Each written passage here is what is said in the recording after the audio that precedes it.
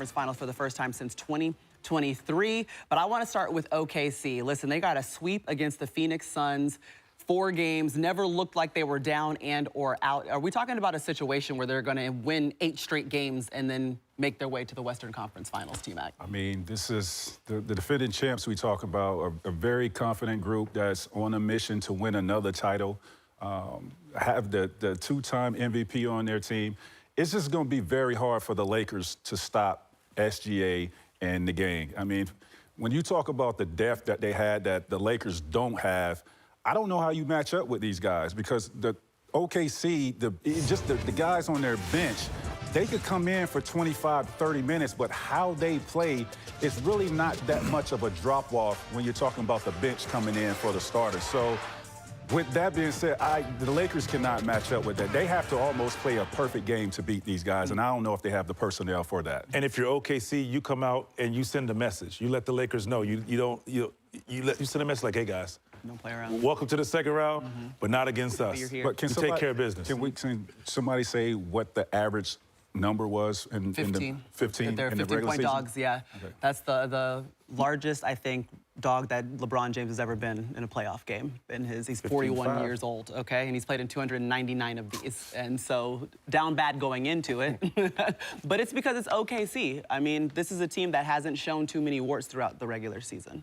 They don't have that many holes in their game. And their system, offensively, defensively, is not that many holes.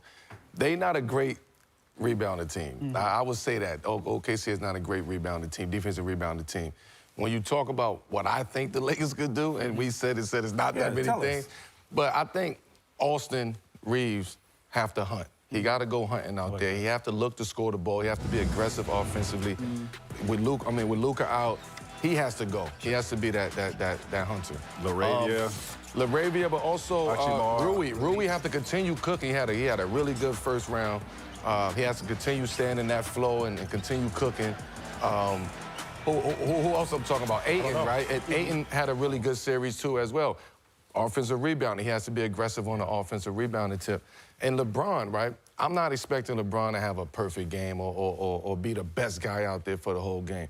But can LeBron steal one quarter? If LeBron can get one quarter and just keep the game interested that way, then now the Lakers may have a chance in this game. The Lakers also have to control the possession game.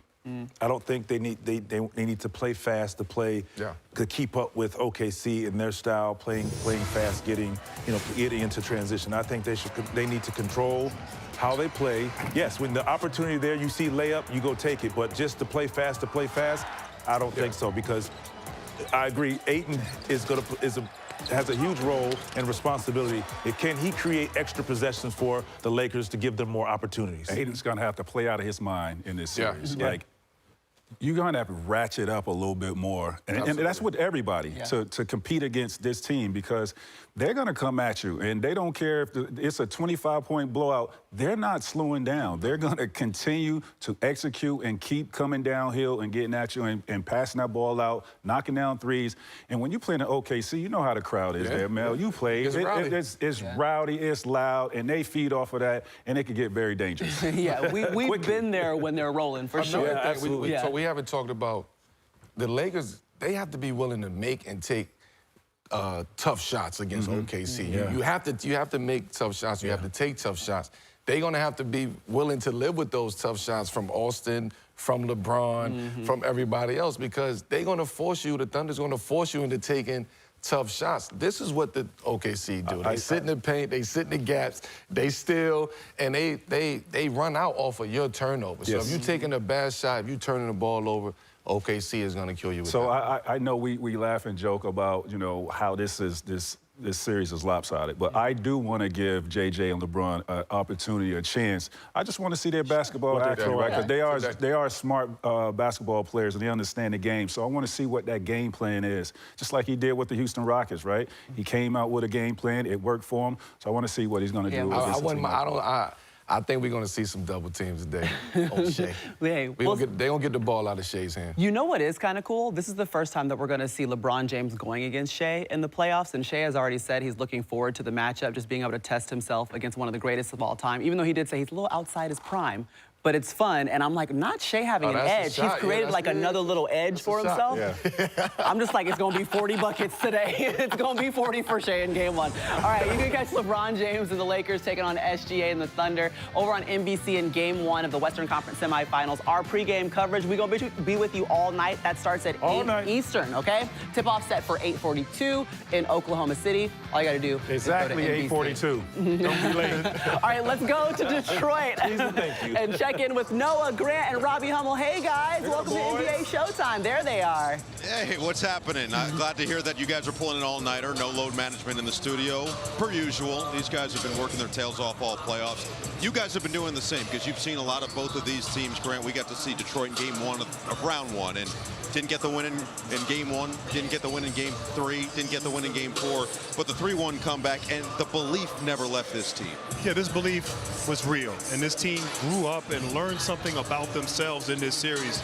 The confidence that comes with the back against the wall, knowing they can do anything and get anything done is great. But now they're going to have to pivot, move on, get ready for an experienced Cleveland team who's been in this position many times before. It's a Cleveland team, Robbie, that you got to see in the first round against a Toronto team that most people didn't expect to give them much of a challenge. Instead, it went to 7 games. Similarly, it wasn't a 3-1 comeback to get to that game 7, but similarly, it feels like they're taking a lot of confidence from the way they pulled it out. Yeah, and it was a bit disjointed in that first round for this Cleveland team. The funny thing is you listen to both these coaches talk and they say, we're better for it. Well, we're going to see here in round 2 who really is better for it. Jared Allen, absolutely phenomenal in that game 7.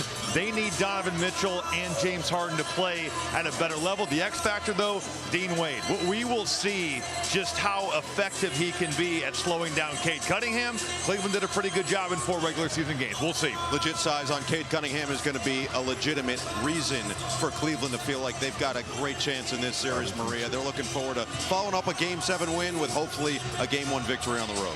All right. He can read the court. He understands when it's time for him to shoot, when it's time to get off the ball to make the play, the right play for someone. And like you've said multiple times, he was brought there for a reason to do just that, to make the game easier for the bigs and allow Donovan Mitchell just to be a scorer. And I'm looking for a lot of that tonight early in the game. Has that happened, Melo? Those 2 things that he just mentioned. So far, so good. It was a little up and down in the first series against Toronto, but no matter what happened in that series, this is the series that Cleveland brought James in here for, and they cleared house. This is the reason why they went all in. This is us putting us in the championship conversation. If we can get through this series as the Cleveland Cavaliers, and it's not going to be easy for for Cleveland to do that. Right. This is a real series that we're about to watch, and to me it's pretty even. It's an evenly matched series. Yeah, Yes, listen, Harden has been with the Cavaliers for exactly 33 games if we're including the playoffs. So obviously still working through some things, but it's an important series. And that's because they're going against a Detroit Pistons team. They've built their chemistry over the course of a season. They had 60 wins. And offensively, what have you seen from them specifically in this postseason so far? Well, they got